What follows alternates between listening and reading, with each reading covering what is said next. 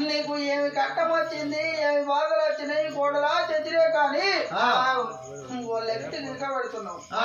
ఏమి కట్టం వచ్చింది ఏమి బాధలు వచ్చినాయి ఎందుకు కంట పెడుతున్నావు అత్తమ్మా చెతిరేక నా ప్రాణం పోతున్నదమ్మా నా జీవనం పోతున్నది శుభసేన పట్నం మీద మీ మామ శుభసేన మహారాజు రాజాపల్లి పని దేశపల్లి పని ఎత్తుండు అటువంటి మీ మామని తోలుకొని వచ్చినట్టయితే నా యొక్క బిడ్డను అటువంటి నా చిన్నారి కొడుకుని చెప్పి అటువంటి నా భర్త చేతిలో పెట్టిన ప్రాణం వెళ్ళిపోతుందమ్మా తోలుకురాబమ్మా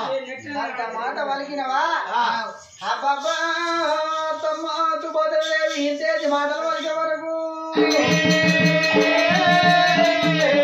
అబ్బాబా బాబాగారి కోడలు చెదిరేక ఏమనుకున్నది మనసులో పడి ఏమనుకున్నదమ్మా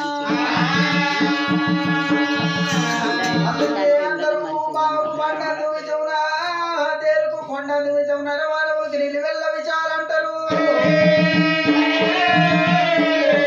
బాబాగారి కోడలు చెదిరేక నీళ్ళు వెళ్ళ విచాలు పెట్టుకున్నది